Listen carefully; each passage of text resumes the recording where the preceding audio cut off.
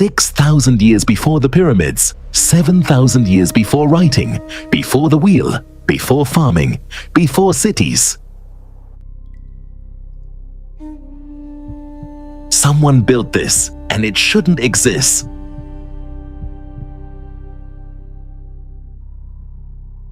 In 1994, a German archaeologist walked up a barren hill in southeastern Turkey. Local farmers had been complaining about limestone slabs blocking their plows for decades. Everyone assumed it was just a medieval cemetery. Nobody had bothered to look closely. Schmidt looked closely, and what he found broke the timeline every history textbook was built on. This place is older than Stonehenge by 6,000 years, older than the Great Pyramid of Giza by 7,000 years. It was built before the wheel, before domesticated animals, before humans could organize large groups to build anything. For over a century, archaeologists believed a simple story about how civilization began. First, humans learned to farm. Farming meant food surplus, and people could stop wandering and settle down. Settling down led to villages.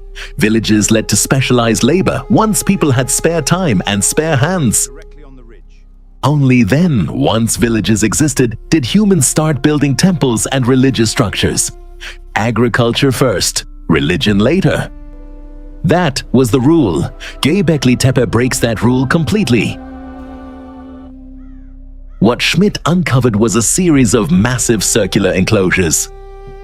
At the center of each ring stand two enormous T-shaped limestone pillars, some weighing over 10 tons. Surrounded by smaller pillars forming a wall, and these aren't blank slabs of rock. They're covered in carvings, foxes, scorpions, vultures with outstretched wings, snakes coiling around the pillar bases. Some pillars even have carved arms, hands folded at the waist as if the stone represents a being. Not an animal, not quite human either. Something else. Nobody knows exactly what these figures represent. The builders left no writing to explain it. Writing wouldn't exist for another 6,000 years. Here's the problem archaeologists couldn't ignore. These pillars weigh up to 20 tons. Quarried from bedrock hundreds of meters away, shaped with only flint tools. Then hauled uphill and stood upright, without metal, without the wheel, without oxen or horses. To do that, you don't just need strong backs, you need coordination between dozens of people. You need someone directing hundreds of people, food to feed them, and real social structure. Which raises an uncomfortable question. How did hunter-gatherers with no farms pull off something this complicated? Klaus Schmidt's answer flipped the old theory upside down.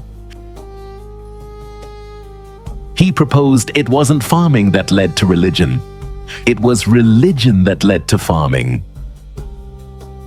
Picture scattered hunter-gatherer bands gathering seasonally at this hilltop for a shared, sacred belief.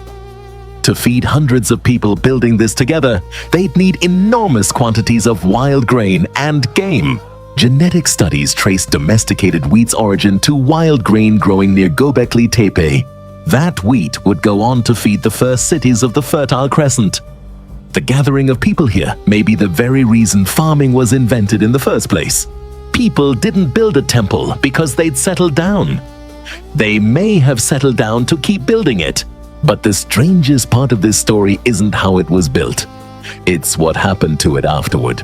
Around 8000 BCE, after roughly 2,000 years of use, the site wasn't abandoned to decay. It was deliberately buried, filled in by hand with rubble, broken tools, and animal bones, until every pillar was completely covered and the hill looked like nothing more than a natural mound. For nearly 10,000 years, it sat there, hidden under a farmer's field. Nobody knows for certain why it was buried. A ritual closing, protection from invaders, or decay. We don't know, but that burial is exactly why it survived at all. If left exposed, 10,000 years of weather and looting would have destroyed it completely. In a strange way, being buried is what saved it. Göbekli Tepe forces us to rethink something fundamental about ourselves. We assumed civilization only became possible once we'd solved survival, once we had farms and stable homes. Only then, we thought, did humans have the luxury to think about meaning and the sacred. But this hill suggests the opposite. Belief might not be a product of civilization. It might be the very reason civilization exists at all. Less than 5% of this site has even been excavated. Radar suggests at least 20 more massive stone circles are still buried beneath the earth, waiting. We've only just started asking what they mean. If a hill in Turkey can rewrite 10,000 years of history, imagine what else is still buried out there.